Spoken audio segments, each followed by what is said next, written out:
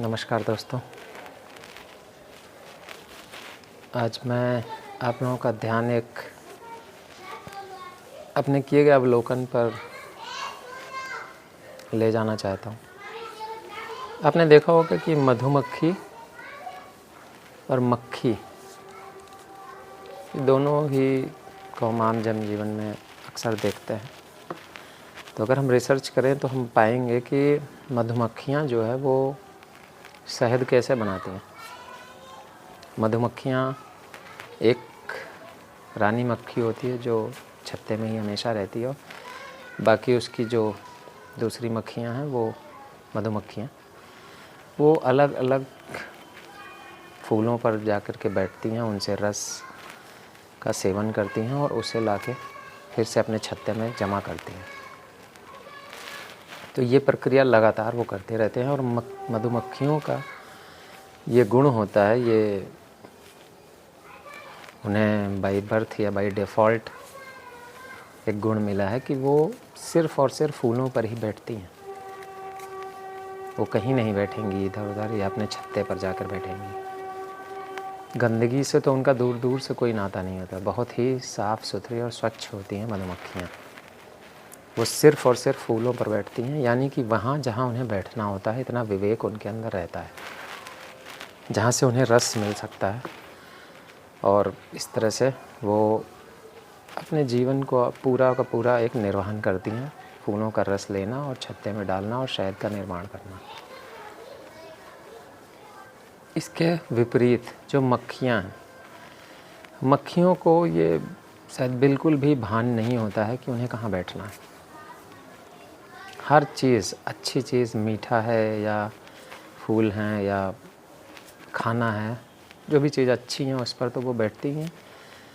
इसके अलावा जहाँ भी गंदगी होगी वहाँ मक्खियाँ उससे बहुत ज़्यादा संख्या में और पहुँच जाती हैं और इस पर बैठती हैं, अपने आप को भी गंदा कर लेती हैं, दूषित करती हैं, और वो फिर उनका प्रदूषण जो है वो वहाँ से फैल करके गंदगी से वो फिर दोबारा जब वो खाने पर बैठेंगी या जहाँ पर भी तो वो हर एक चीज़ को प्रदूषित कर देती हैं। ये घटना लगातार होती रहती है। मेरे अवलोकन का विषय ये है कि कई बार ऐसा ही हमें अपने समाज में देखने को मिलता है कि बहुत से व्यक्ति हैं, उनको ये नहीं पता है कि सही और गलत का चुनाव वो कैसे करें। उन्हें नहीं पता है कि उन्हें कहाँ बैठना है। उन्हें नहीं पता है कि उन्हें किस तरह की जानकारी को स्वीकार करना है, किस तरह की जानकारी को नहीं स्वीकार करना है। कहाँ से उनके जीवन का रस उन्हें मिलने वाला है, इस बात की जानकारी बहुत से मनुष्यों को नहीं होती है। जैसे किसी भी कॉम्पिटिटिव एग्ज़ाम की, मान लीजिए कि यूपीएससी की या सिविल सर्विसेज, स्टेट का हो चाहे वो केंद्र का हो,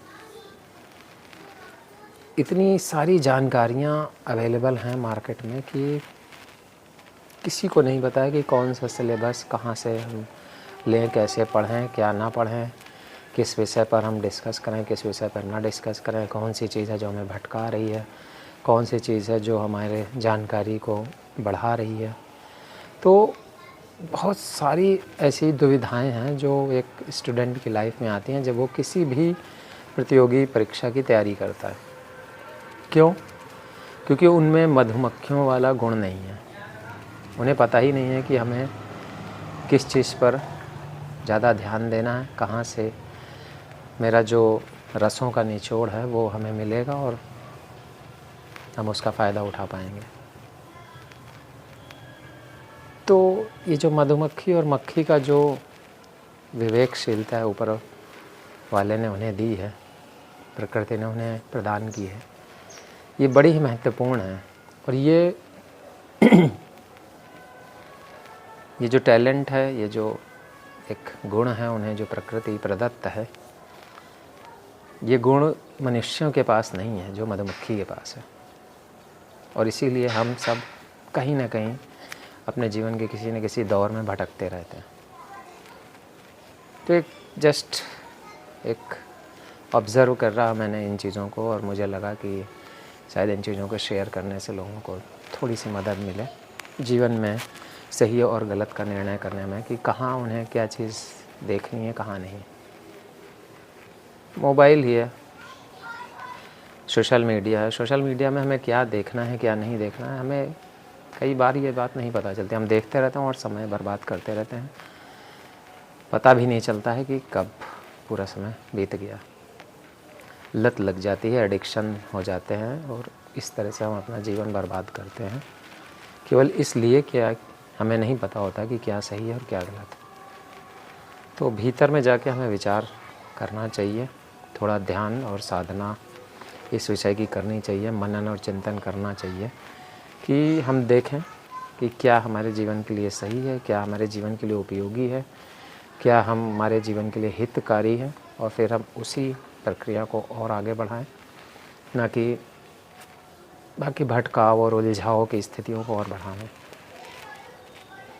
तो ये मधुमक्खियों से हमें सीखना चाहिए कि अच्छी चीज़ों को ही हम अपने जीवन में अपनाएं और अपने जीवन को शहद से यानी कि मिठास से भरें।